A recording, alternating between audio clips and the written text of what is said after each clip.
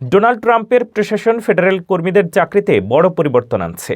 নতুন নীতির ফলে প্রায় 50,000 কর্মীর চাকরির সুরক্ষা বাতিল হতে পারে। ট্রাম্প সরকারি পদে নিয়োগ ও বরখাস্তের ক্ষমতা পাবেন। হুইসেল ব্লোয়ারদের সুরক্ষা এখন সংশ্লিষ্ট সংস্থার উপরে থাকবে। ফেডারেল কর্মীরা ইউনিয়ন ও সহযোগী সংগঠনগুলোর আইনি লড়াই শুরু করতে প্রস্তুত। প্রেসিডেন্ট ডোনাল্ড ট্রাম্পের প্রশাসন ফেডারেল সরকারের চাকরি ব্যবস্থায় 1 শতাব্দীর মধ্যে সবচেয়ে বড় পরিবর্তন আনতে যাচ্ছে। নতুন এই নীতির ফলে প্রায় 50,000 ক্যারিয়ার ফেডারেল কর্মীর চাকরির সুরক্ষা বাতিল হতে পারে। বৃহস্পতিবার যুক্তরাষ্ট্রের অফিস অফ পার্সোনাল ম্যানেজমেন্ট বা OPM এই নীতিমালা প্রকাশ করে।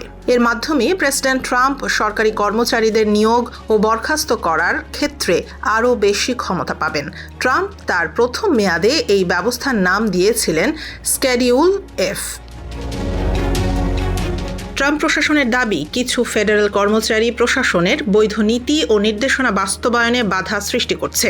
OPM পরিচালক স্কট কুপার বলেন, যদি কর্মীরা প্রশাসনের আইনসম্মত লক্ষ্য বাস্তবায়নে অস্বীকৃতি জানায়, তাহলে একটি প্রতিষ্ঠান কার্যকরভাবে পরিচালনা করা সম্ভব নয়।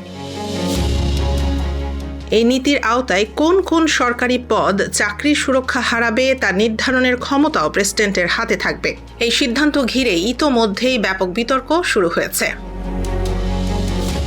ফেডারেল কর্মচারী ইউনিয়ন এবং তাদের সহযোগী সংগঠনগুলো এই নীতির বিরুদ্ধে আদালতে চ্যালেঞ্জ জানাতে প্রস্তুত।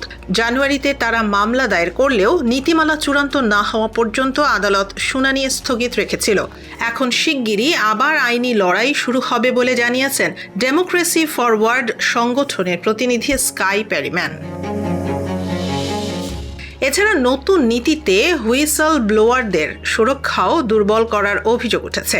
আগে যেখানে একটি স্বাধীন সংস্থা অভিযোগকারীদের সুরক্ষা দিত, এখন সেই দায়িত্ব সংশ্লিষ্ট সরকারি সংস্থার ওপর ছেড়ে দেওয়া হচ্ছে।